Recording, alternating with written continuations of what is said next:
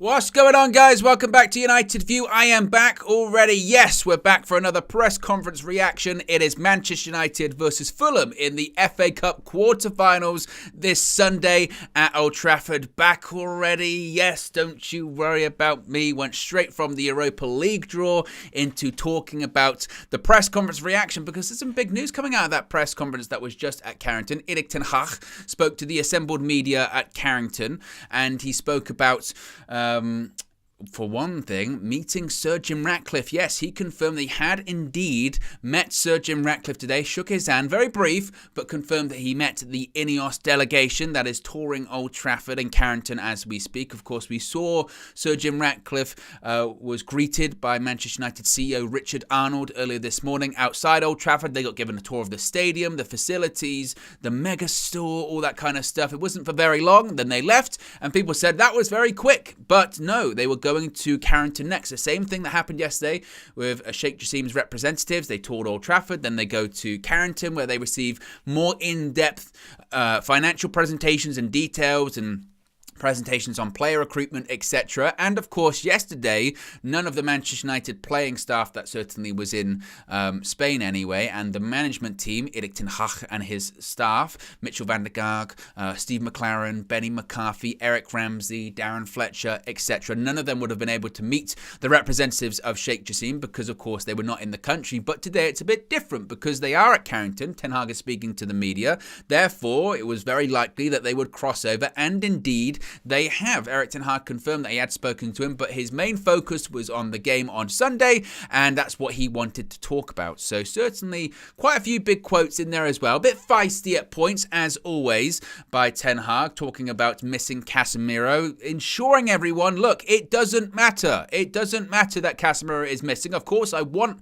to have Casimiro. I want to play Casimiro in every single game possible, but we've won games without Casimiro this season, and we can do it again starting this Sunday at Old Trafford. So certainly that is that's the plan. That's the plan for Manchester United as well. Let's see what some of you guys are saying in the chat as people file in. I know I'm early. I'm very early. Yeah, this was scheduled for like 1 o'clock, and then I thought, you know what? I'm ready. I've got all the quotes in front of me. I've got all of the questions. I've got the answers. Let's just go.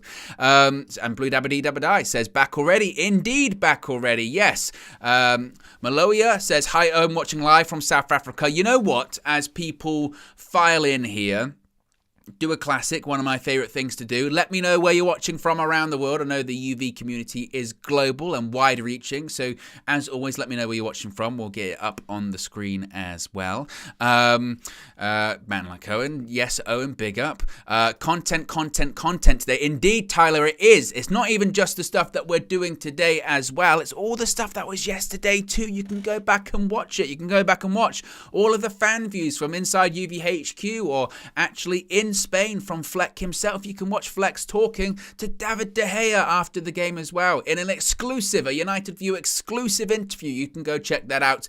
And of course, you can check out this morning's Morning View talking about the latest takeover news. You can check out the Europa League draw for the quarterfinal and semi-final, which I just did. Spoiler, we've got Sevilla. And then if we get through them, we'll play against either Juventus or Sporting Lisbon on the road to the Budapest final in the Europa League. And of course, you're watching right now. Don't go anywhere now. Settle in. It's still lunchtime. There's still plenty of the day. Relax. It's Friday. Let your hair down. Nathan with a super chat says, Big Owen back in the building. Sat at my desk at work. Just waiting for you, LOL. Friday settings. Take this 5 for the good work, my guy. Well, I appreciate that and I sympathize. Yes. I mean, you know what, Nathan? I was one of those guys when I used to be working in an office and all that kind of stuff. Fridays, it was a strong work from home day.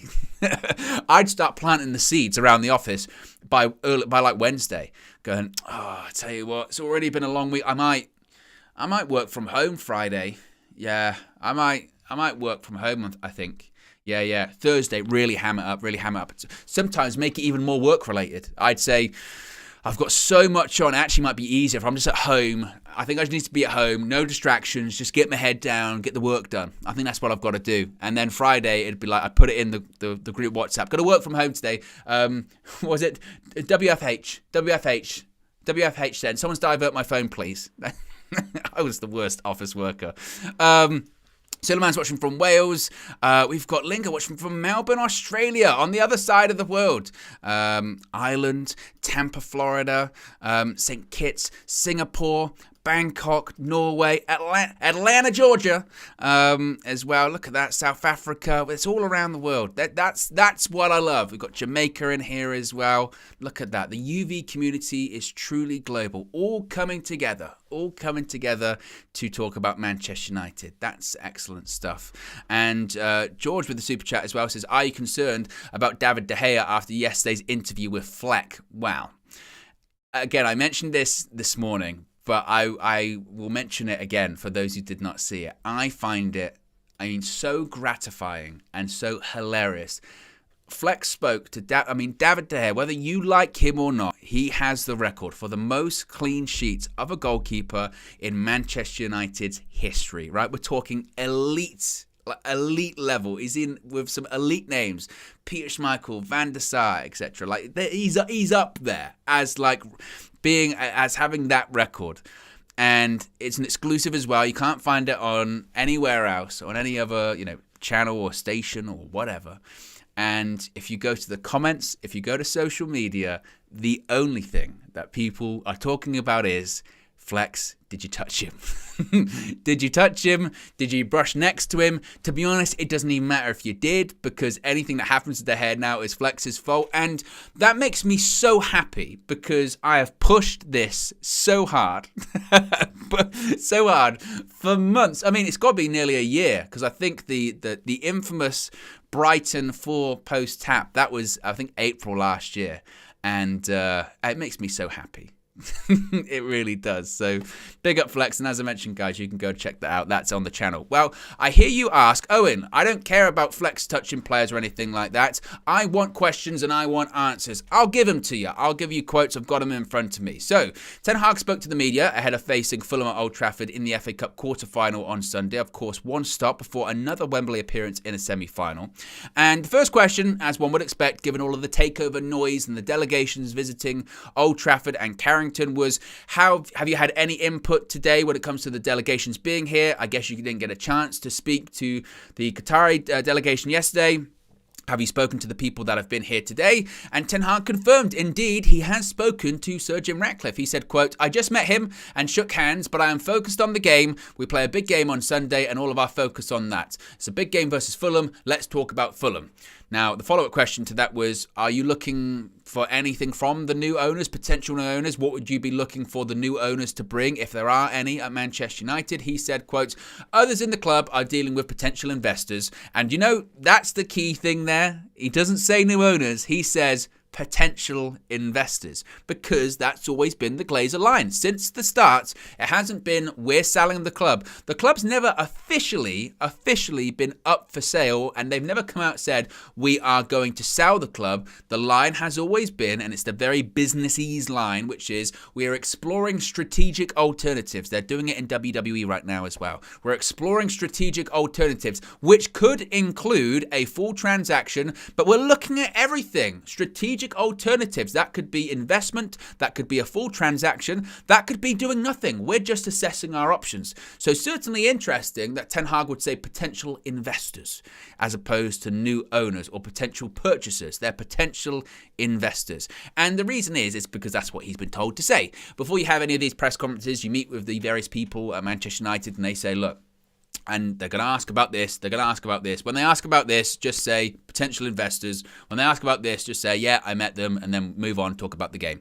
So certainly interesting. He referred to them as potential investors, but as he said, my job is to focus on the game, so let's talk about the game. Fulham. It's a big tie, so let's get ready for that. And to be honest, that is also a bit of a recurring theme when it comes to Erik ten Hag recently. In some of these press conferences, he gets particularly perturbed when he can do an entire press conference and not talk about a game. When we were playing, was it West Ham in the FA Cup, wasn't it? Yeah, when we played West Ham, and he didn't get asked about the game. And I think he even said towards the end of it, we're playing We're meant to be playing this game, and no one's asked me about it. You're asking me about other stuff. This is the pre-match press conference, and you're not asking me about the match. Now, obviously, sometimes stories and news stories dictate that, but at the same time, it was. He wanted to, from the get-go, say, look, I'm not going to sit here all day and talk about takeover stuff. I'm not going to sit here all day and talk about investor stuff. I'm here to talk about the game. I flew in from Spain last night. I was managing a game last night. I've got no interest in going through this over and over. Yes, I've met them. Focus on the game. Let's move on. But certainly that will be the story that people will be talking about today, is the fact that Ten Hag, the Manchester United manager, has met, potentially, could be the new owner of Manchester United in the future, certainly. And Blue Dabadee Dabadai says, Fleck must have some kind of touching disorder. He has to touch every player that walks past him. Well, you know what it is? I think also, too, that when... Because the judges become a real thing, like legitimately proper. A proper thing. And I think he wants to... He's edging his bets, you know. It's like playing roulette and putting money on every single number. And you know what I mean? It's like that. But I've got to win at some point. If I touch everything and nothing goes wrong, then it can't be judged. I think that's what he's going for. He's diluting the situation. Maybe that's what he's doing. I'm not sure. If you watch the Flex crashes Real Betis Stadium, he touched pretty much everything there. So. And we won. And he'll point that out as well. As he will say, it's like with the refereeing, inconsistencies. Yeah, inconsistencies.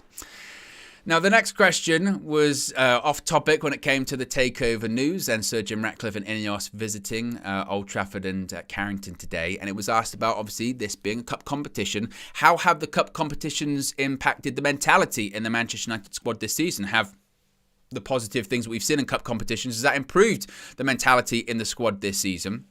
And Ten Hag said, quote, we have to set a winning culture. We are Manchester United. We have to win all the games. We have to compete in all the leagues. That is the mentality. The mentality is when you go into a game, you have to win it. Now, he said, obviously, you can't win every game, but that's the mentality, that we want to win everything.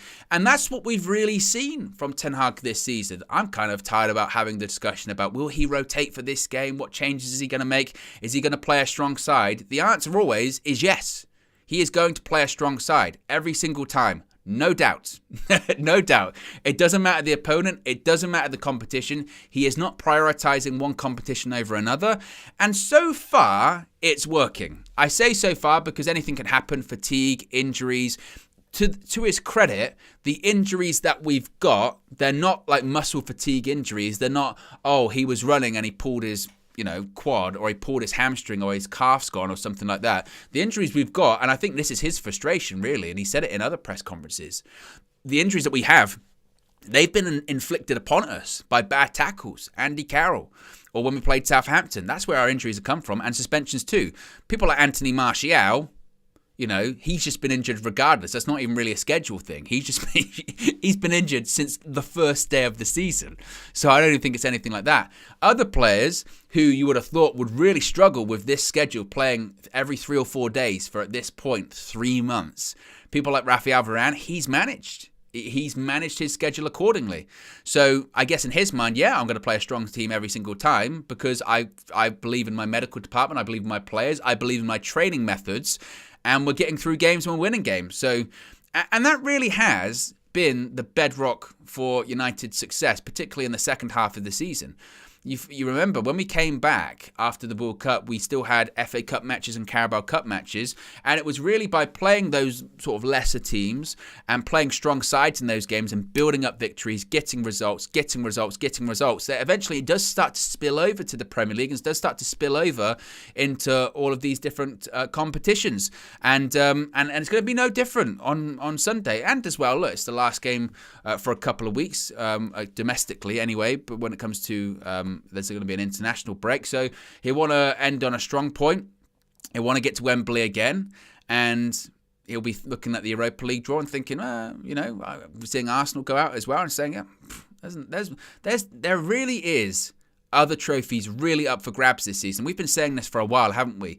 And I know it sounds shameless to say because other teams are dropping out, but sometimes that's how it works.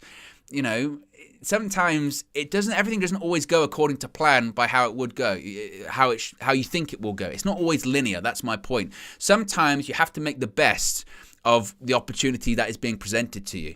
This time next season, in these cup competitions that we're hopefully in, who knows what happened in the Carabao Cup, but next season in the Carabao Cup, we might get, Chelsea or Arsenal or Liverpool or City really early on, and it'll be difficult to win.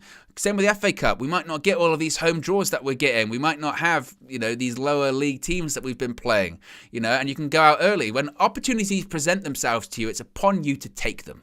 And that's what we're being presented with. We got presented with it in the Carabao Cup. You still have to beat the opponents presented in front of you. But if other big teams are eliminating themselves, you have to thrive. You have to take those opportunities. And that's what we need to do with the FA Cup. That's what we need to do with the Carabao Cup.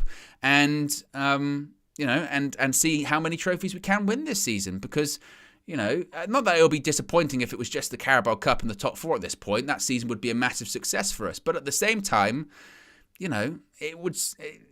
You'd look at that and go, we had opportunities to get more trophies and maybe we didn't do it. So, we've got to focus and we've got to win. Got to keep winning. That's all we've got to do. Next question was about Marcus Rashford. It was a very Rashford-heavy press conference, actually, as well. A lot of questions about Rashford, his form, his goals, his assist. Of course, he scored the winner yesterday against Real Betis in Seville. Of course, we're going back there as well now. Flex said I should just stay there. He's like, I'm currently flying back. What's the point? I might as well just stay there. And he was asked about Rashford. 30 goals in 48 games this season, 24 in 19 since the World Cup. That's the real impressive one. I mean, 30 goals in 48 games is excellent. But 24 in 19, that's proper elite level form from a goal scorer, isn't it? And the question was put to Ten Hag is how has he been able to reach those levels? Like, what have you done to him? And Ten Hag said he progressed during the season. He was not in the best shape when he started the season, but the way of playing gives him a base, and he brings his skills and his attitude and mentality, and that is bringing in a lot of the progress and gives the team a lot of joy and gives the team a lot of goals and us a lot of wins. And it's interesting that Ten Hag points that out because it is something that Rashford himself pointed out, wasn't it? When he did the press conference after the Liverpool game, prior to the Real Betis first leg at Old Trafford. And he was asked, I think it was Adam from United Stand, I think I asked it, big up Adam, and saying, what's been your improvement this season? What's it been down to? And he said, well, to be honest, last season, I wasn't ever really fit. I was coming off the back of an injury. I was always playing catch up. I wasn't in the best physical condition, and physical, mental, it's all connected. And this season as well, I started somewhat slowly because I was still coming back from that. This season, I had a really good preseason and a really good summer, but it takes time and form. Form doesn't happen overnight. It is built up over time. It is slow and steady. I remember watching Rashford in pre-season, and he still looked a lot like the Rashford of last season, but maybe just a bit physically better. He still looked, you weren't confident when he was on the ball. You weren't confident that he was going to score. That changes now. And again, that's built up over time. And I think what Ten Hag points out there is a really good point too, where he says it's also about the style of play that we're playing. It benefits him, and that's why I think when he talks about, and we've talked about having a number 9, that hold-up play is so important because it does give them space. It gives them space to operate in, and the inverted fullbacks giving them support. That style of play is a perfect base for someone like Marcus Rashford, and because of that, he's thriving off it too. And but it's about giving him credit. A lot of people talk about Ten Hag's really turned him around. Well, so is Marcus Rashford, so have the coaches, and this was kind of what he was asked about later on in the press conference too. We've got over 400 people watching, less than 100 likes. We can do better. If you haven't already, click the like button. Be sure to subscribe as well, bottom right-hand corner. And remember, you can join the members club by clicking the link in the video description. It's also the pinned comment in the live chat as well. See what some of you guys are saying here. Just Kevin says, I wanted Roma. I desperately wanted Roma. Well, we still might get Roma. It might just be in the final. Jose in a final? I don't know. Even it's not, Jose isn't Jose anymore, and Roma aren't the complete side by any stretch of the imagination. Jose in a European final, that's kind of what he does. Yeah, Jose in finals in general, that's kind of what he does. Not for us. But actually for us, actually. He won the Europa League and won the Carabao Cup, not the FA Cup. That's what I was thinking about. DJ, not that one, says that's a goal in life. You take your opportunity when it arises. That's indeed it. And that's what United have to do that this season. Hungry Alpaca says, what's the tension between Flex and KG? Slander, lies. There's no tension between Flex and KG. They're fine. They're best friends, man. they're best friends for life. They're the OGs. They're the founders. Come on, man. They're together forever. Hungry alpaca. I think you're hangry alpaca, and I like alpacas too. When I've been to zoos, yeah. But I guess if they get angry, maybe they can get confused. They're fine. Hungry alpaca. And I like the name too. Starlord, the OG member, the first member of the UV Members Club, has been a member now for 9 months. Count them. That's the right number, isn't it? 9 months. Says, I'm happy with Seville. They have been terrible this season, and hopefully we get a Juventus semi and Pogba is fit to play so we can knock him out. Well, Pogba, I don't even know if he'll play, honestly. The season he's having in terms of injuries and not even that, discipline problems too, right? I mean, he was out for forever, came back, then got dropped because he showed up late to meetings, and then he's out with another muscle strain, thigh strain. And I know when you bring up Paul Pogba, people say, why is this turning into a Pogba bashing? Pogba would be so great under Erik ten Hag, and I push back so much on that because if Paul Pogba was a fit Paul Pogba under Erik ten Hag, yes, he would do well. But Paul Pogba has not been fit now for nearly a year. I mean, nearly a full year. And look at the energy Anthony Martial's getting, right? Could you imagine if that was Paul Pogba at Manchester United? And to be honest, with the energy that Anthony Martial's getting, I think most people have come to the conclusion he kind of needs to go in the summer because you can't rely on him. If Paul Pogba had done this season, we'd say the same. You can't rely on him. And to be honest, his whole time at United, that was kind of the same. Glimpses, flashes, brilliant moments, good bits of form. You know, Manchester City away from home, all that kind of stuff. But he always went through parts of the season being injured. Every single time he got into a bit of good form, it suddenly was, he's going to go to Real Madrid. He loves Zinedine Zidane. You remember that? Remember every time there was an international break as well? Every single time there was an international break, he would talk to L'Equipe. I'm thinking of, I absolutely love Real Madrid, or I love Zidane. It's just not worth it. The Paul Pogba circus, and it's not to say he's not a good player, and I'm sure he's a good person too, but the Paul Pogba circus, we've had enough of it. I mean, I have anyway. I think United just need to cast your mind back to last season and think of just the madness every single day, stories. And it wasn't Paul Pogba, but just the madness surrounding United about players not being happy. This, that, and the other. This story. Oh, they said this in an interview. We said that in an interview. This player did that. This player doesn't like that person. You just don't hear it anymore. You don't. And thank God we don't hear it anymore because it's tiring. And Erik ten Hag, and the reason we don't hear it is because Erik ten Hag doesn't allow it to happen. Like, he does not allow it. I mean, it was tiring enough earlier this season with Ronaldo when it came to it as well, you know. And again, I know Ronaldo will have his fans. I know he got called up to Portugal today. Good for him. I know he's scoring goals in Saudi Arabia. Fine. Piers Morgan can tweet what he wants. But I'm more comfortable just not having that just constant, just all the time, a story, all the time. Well, what's the reaction for that going to be? Oh, what's going to be that? It's just constant unnecessary conversation and pressure. And I think, and to be honest, since that, and it's not even because our Ronaldo's gone and this turnaround's been all on, we got let go of Ronaldo, but I do think it makes it easier for the manager to manage, you know. And sometimes that is what it is, you know. And you could say, I can't handle big personalities. Maybe not. Maybe he can't handle those kind of personalities, but it's proved to benefit the team, certainly, since then. And, you know, and I think that's part of it. I'm not sure where I was going with that. Oh, yeah, it was because because I got asked about Juventus. Yes. Next question was put to Ten Hag about the international break. It was from Simon Stone. He said, Eric, what do you think about the, you know, it's the international break after this weekend, and, you know, it's not the end of the season. I mean, you're not going to be playing a game for a couple of weeks, but it's not the end of the season.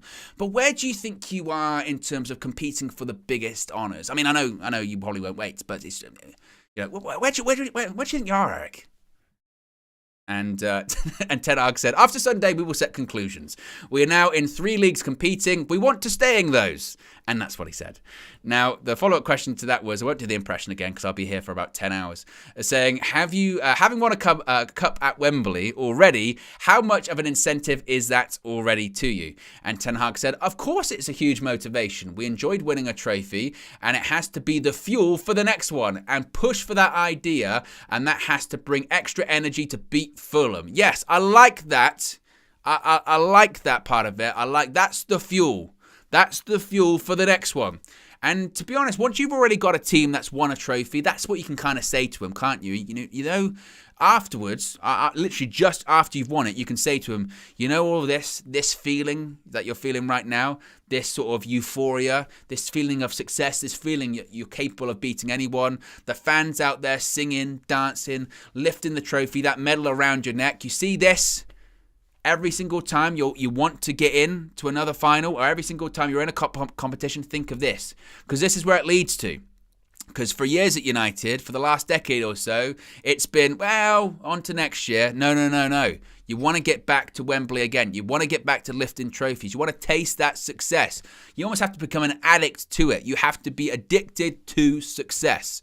And when you've got a team that's already won it once, you can say, we felt it once, you want to feel it again. We've already had a taste. Go again, go again, go again. That's got to be the motivation. You know, we've already been at Wembley once this season. We're one game away from going back there again. Granted, for a semi-final, which, to be honest, I hate. I don't like having the semi-finals at Wembley. I preferred it in the past, old school, where the semi-finals used to be at like Villa Park and Old Trafford, because getting to Wembley should be a special occasion for me. And to do it for a semi-final just kind of dilutes it. Wembley should be for the final. It should be for the occasion. And yeah, doing it for the semi-final, I don't like that. You know, I'm not a fan of that. I prefer, again, old school. Villa Park, Old Trafford. I don't even know if it would be those stadiums nowadays because they're not the two best stadiums in the UK. It might be something else. But I liked that. But, you know, that's just one of those things, I suppose. VK's been a member for 9 months.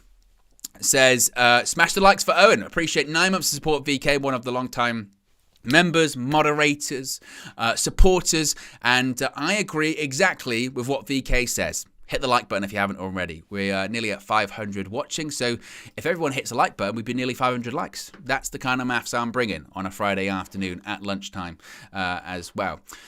Follow-up question to Erik ten Hag, once again about Rashford. I mentioned it was quite Rashford heavy this lunchtime, and it was about seeing with Rashford this season. It's his best season ever, statistically. The question was, what have you done with him? Spoken about Benny McCarthy. Previous managers have said that he lacked that killer instinct to score goals. What have you done? Is it because of people like Benny McCarthy?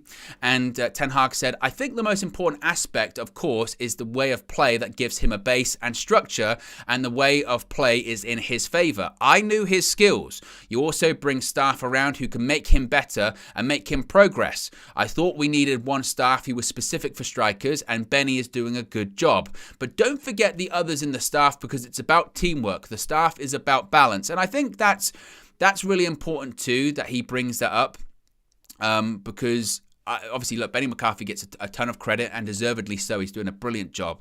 And I think Benny McCarthy, honestly, is going to go on to become a really good manager. I remember seeing in South Africa, didn't he do a really good job with one of his sides there?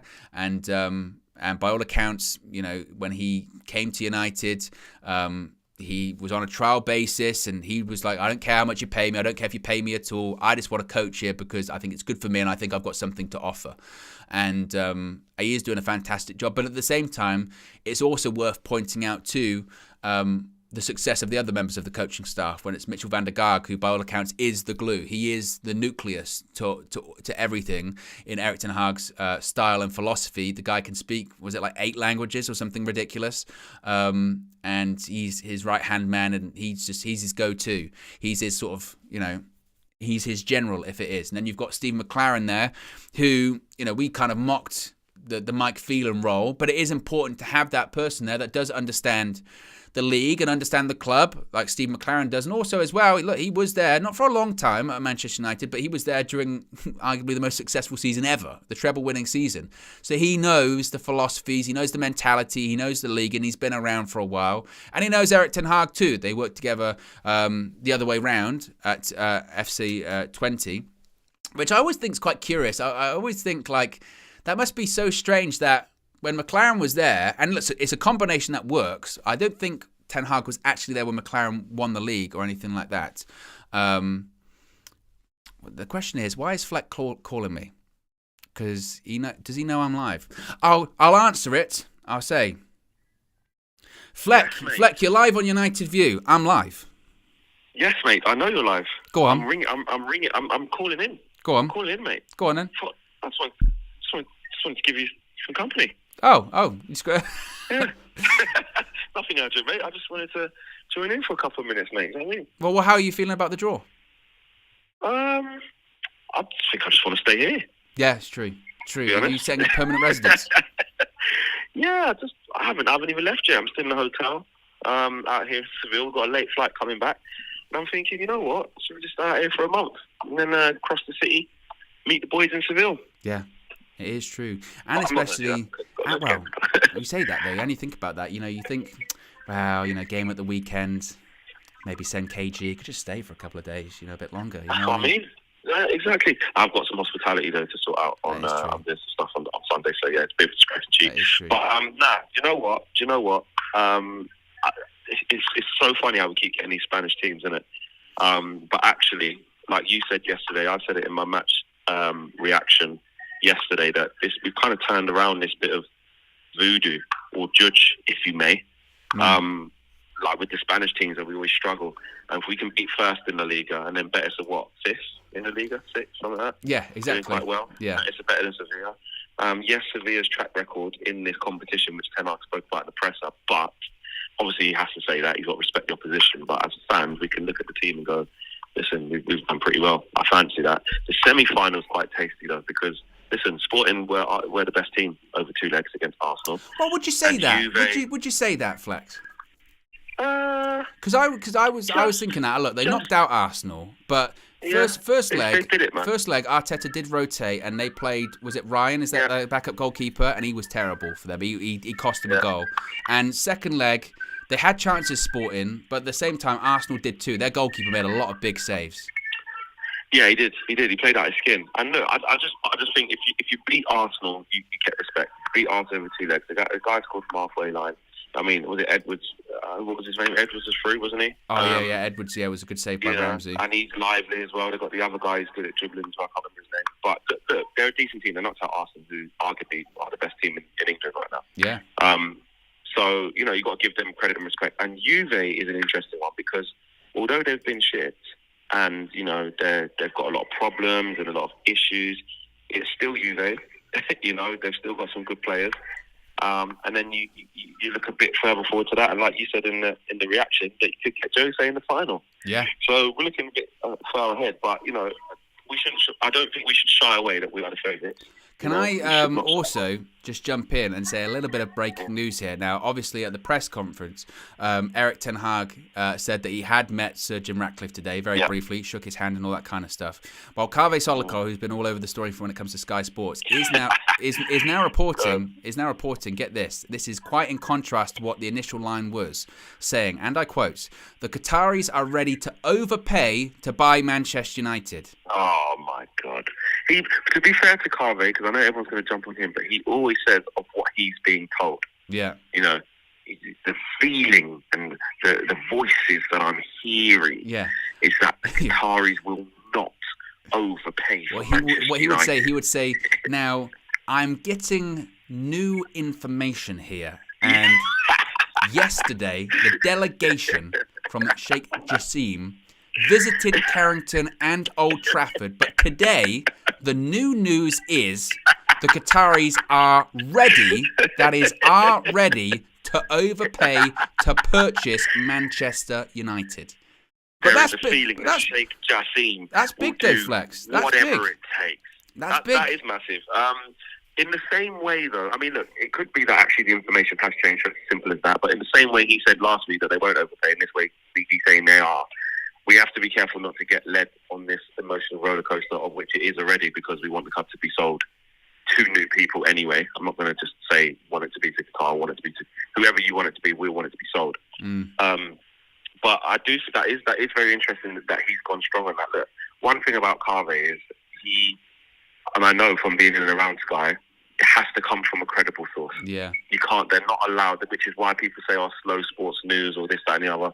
It's because everything is gone through with a fine-tooth comb because, they're the biggest broadcaster in the country for sports, football. So they can't get things wrong. So if Kave is going on there and saying stuff, or Darmesh is, or whoever it may be, they need to get one, approval from that outlet or the club, and two, they need to make sure it's factual. So for him to say that means he has been told that by a credible source, whether or not that the situation remains as that.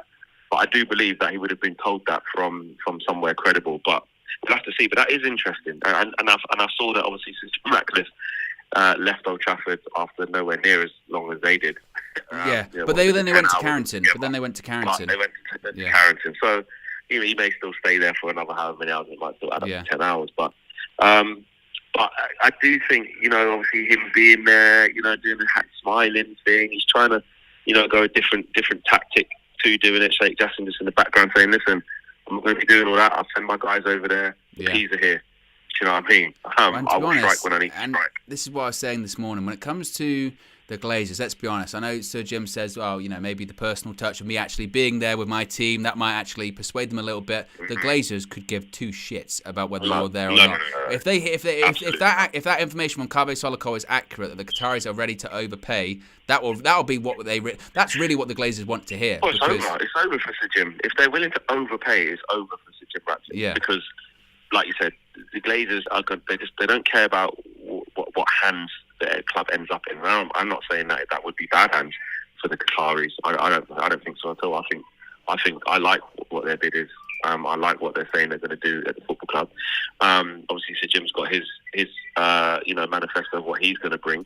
But if the Qatar, that's bad news for Sir Jim Ratcliffe. If the Qataris are indeed willing to pay over the odds, so that means over the odds would be what, 6 billion. Really? Well, basically, overpaying is basically giving the Glazers the 6 billion that they're looking for. Really. What they want, that's maybe just below, but still above what they wanted to go for. Exactly. Because what was the first one, like 4.5? So overpaying still could be classed as 5 billion. Yeah, well, really. I think their initial one was higher than Sir Jim's. I think it was closer to 5 than Sir Jim's one, or Ineos's one was. But basically, if that information is accurate, essentially they've had a look round yesterday. They've reported back to Sheikh Jassim, and he's gone, I want it. He said, run up the P's. Yeah, I want it. Exactly. He's gone, so what's it like? He goes, Sheikh Jassim. Yeah. It's the real deal. Yeah. Imagine it was KG ringing me to say, Fleck, yeah. do it. Yeah, do it. Do it. It's the real deal. Yeah, you're going to want it. Stadium's massive. That is like KG's the Sheikh or whatever, and me and you had a look round, and we went, what's it like? We went, yeah, it's really good. He went, buy it. Get it. Don't care what it costs. Don't care what it costs. But KG, it's going to cost a lot of money. I don't care. I want it. Yeah, exactly. But KG's not really worth that. Don't care. Yeah, don't care. I want it. Do you know what I mean? So yeah, it is. That is proper interesting. That is proper interesting, man. Yeah, indeed, very interesting. Wow. Look, I've got more press conference to get into, so I've got to crack on. I tell you what, I keep getting sidetracked quite badly. Heatergate. I know you saw that yesterday, so. Yes, mate. Yeah. Yes, bit of Heatergate, mate. Bit of Tom Heaton-gate. Yes, mate. Yeah. All right, cool. Well, yeah, have a good one, and I will see everyone when I get back. Yes, he will see everyone when he's back. Yes, we'll speak to you soon. Big up. Cool. Peace. There you go. Look at that. Look at that. Flex calling into his own channel. You know what I need? I know people said, don't go down the soundboard route. I do need a soundboard. I need some kind of like call-in system, because I want to be able to answer calls during it.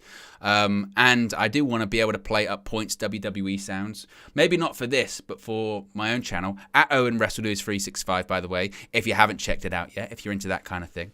So, I need that. I need more technology in front of me, which I have a lot, by the way. I have like 2 screens and a laptop and all that kind of stuff. I need more. I want more.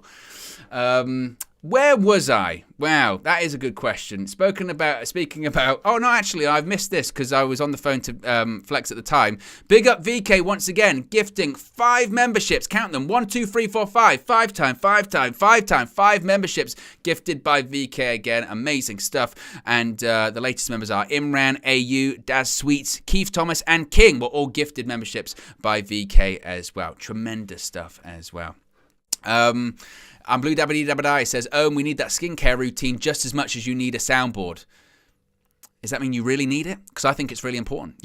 Everyone needs my skincare routine. So I say yes. Yeah, that's it. To me, that's a yes, that I need one. So there you go. Right. Let me catch up from where I was. Oh, yes, I was talking about staff and all that kind of stuff. Yeah, the important thing is everyone on the staff has their own, brings their own thing. And, it's all about teamwork, not just when it comes to the players, but also the staff as well. Next question was about Andreas Pereira, of course, a former Manchester United player, currently plays at Fulham. And the question was put to Ten Hag, are there any regrets about not keeping the Brazilian midfielder? And, where's Portugal? Actually, what? He plays for Brazil, doesn't he? Or does he play for Belgium? Now I've confused myself. And I've already gone on a tangent. I've lost it already. Andreas Pereira. Brazil. Yeah. But he could... Which national... He was born in Belgium. I knew I was getting confused by one point. Yeah. I just second guessed myself for half a second there. He was born in Belgium. Yeah. Yes. Well, he was asked about Pereira and does he regret selling him? And I thought he answered this really, really well, actually. He said, quote, he's a good player and I've known him for a really long time. I had him in the youth of PSV before he transferred to Manchester United. People don't realise that. Ten Hag for a while was actually ahead of the PSV Academy. He continued by saying, I'm really happy for him and I think it was the right step and he had to play on a regular basis. He didn't do it over several years at Manchester United. Then there comes a point where you have to make a step maybe back to make a step in the future. I think he's doing a good job. And you know what? I think he's spot on. I think that, Andreas Pereira, for me, he was clearly not good enough for Manchester United. Now, that's not to say in the future he might not be good enough for a bigger club, but sometimes it's true. It's just a good life lesson, honestly. Sometimes you do have to take a step back to take a step forward. And for him, that's certainly the case. He's played well this season. He's still not to the point where you say, man, we need him at Manchester United. And sometimes with football fans, we can be really critical when people say, see, found his level. But he did. He found his level at Fulham, and Fulham are doing well. They're in the top half of the Premier League. If you were to say his level is a top half Premier League player, but he's just not good enough for Manchester United, that's still a very, very, very good career. So I think that the move's been excellent for him, and Ten Hag's right. I think most United fans, when they see him doing well, they go, good. You always like to see ex-United players do well when they leave, because a lot of the time they don't, really. They don't go elsewhere and do particularly amazing. So it's always good to see him do well. Pre-season Pirlo, actually doing it in the proper season Pirlo. So I'm happy for him, and it was clearly the right move for him. So certainly good for him. Next question was, before you came here, did you see a 30-goal striker in Rashford? And do you have an update on the contract situation? And it was quite interesting because Ten Hag, he's like me. He has receipts, apparently. He brought it back. He goes, you'll have to go back, but I said it in the summer. Someone asked me if I believed Rashford or Martial could score 20-plus goals. I said, yes, I believe. Find it back. And, the Martial one, that didn't work out. But Rashford, that works, so good for him. And when it comes to the contract news, he said, if we have any news, we'll bring it to you immediately. So there's nothing to really say at the moment, but talks are ongoing. I'm still confident Marcus Rashford is going to sign a new contract at Manchester United. I just think most likely that will get announced at the end of the season. I don't think Ten Hag wants any distractions. And, certainly, and again, this is what we've wanted as United fans. Earn it. Put in the work. Absolutely, Marcus Rashford deserves a new contract given his form this season. But the season's not done. And you don't want him to get too comfortable. And it is kind of proven, isn't it? Even if they don't mean to, sometimes when they get new contracts, the form can drop off, So let's just wait to the end of the season. Do it at the end of the season. Even have it agreed in principle verbally, or even have it just agreed, but it's not announced. I don't know. But I think that I'm still confident that he's going to be tied down at the end of the season, certainly. Finally, the last couple of questions. First was about Casimiro, saying the first of 4 games about Casimiro, and then bang, Ten Hag, he is not having that Manchester United can't win games without Casimiro. Because when that journalist said first of 4 games without Casimiro, he said we've had many more games without him. We did well. He just didn't allow him to ask a question. He went, we did well with Casimiro against Arsenal and against Leeds. We did well without Casimiro at the start of the season. I want him available. He's got a huge impact on the game. But we did well. We've had many more games without Casimiro. We did really well, here's the actual quote, against Arsenal, Leeds, and also at the start of the season. But I want to have him available. He has a huge impact on the game. And then the follow-up was, well, can you replace him like for like? And he said, look, we've won many games without him. He's not available. We have to do it with other players. It's about the 11. It's not just about the 11, it's about the squad. And look, we can win games without Casimiro. And I think there's a method behind that when it comes to Ten Hag. Because if you put too much emphasis on we can't win a game without Casimiro, of course that bleeds into the mindset of the players. They'll go into the game thinking, oh, we're not going to win. We haven't got Casimiro. And they might think that anyway, but the last thing you want to do as a manager is come up publicly and go, we've got no chance. Casimiro's not playing. And as he says, it's not completely true. Obviously, people are going to point up and get the stats where they say we lose more games when he doesn't play, but he's an important player. That's why. I mean, he doesn't miss that many games. But he'll be hoping to set that right at the weekend, and I'm sure Manchester United can. Finally, a question about the Europa League draw, of course, facing off against Sevilla, good record in the Europa League. And Ten Hag said back to Sevilla again. They've got a very good record. We have to be aware of it. It's going to be tough. They're very experienced in the Europa League. I don't know the team now in a lot of detail, so I'll have to focus on that in the future. But for me, the most important thing is Fulham. I don't look forward. I look to the now. The international break comes first, then 3 Premier League games. All opponents to this stage are strong, and it's about playing the best football. But as of right now, my focus is on Fulham. So, as you would expect, he's not going to stand up and start doing Ten Hag cartwheels around the press room going, we got Sevilla, yes. Oh, we're definitely going to beat them or we're definitely going to lose. No, very respectful and saying that obviously they've got a good record, but that's not the focus at the moment. The focus is on the game on Sunday, then doing the work that needs to be done in the international break, and then the Premier League games after that. And then we can turn our heads once again to the Europa League, once indeed we get closer and closer to the matches actually happening. But there you go, guys. That's the press conference reaction. Be sure to smash a like on the like button. Be sure to subscribe as well, bottom right-hand corner, with a bit of a cameo call-in appearance from Fleckington out in Spain, as well, as he's about to be on his way back. But again, if you are just joining us, some news developing during the stream was that Kaveh Soloko has said that the Qataris are now willing to overpay to purchase Manchester United. Of course, Jamie Jackson from The Guardian a couple of days ago did say that they were reportedly the favourites in the eyes of the Glazers, and if indeed that report is accurate, maybe they just became even more the apple of the Glazers' eye, if you will. So there you go. What a busy day. What a busy morning. I wouldn't have it any other way. I appreciate you all joining me for three solo streams this morning. You can check them all out. The Morning View, the Europa League draw, and of course this press conference reaction. Check out all of the content from yesterday as well. There is still going to be more content coming today. I know you guys really enjoy those Europa League sort of travel vlogs that Flex and Josh do. Keep an eye out for one. There is one coming later on today as well. So the content is still contenting. Yes. I'm out of it. Have a great Friday, and I'll speak to you again very soon. Peace.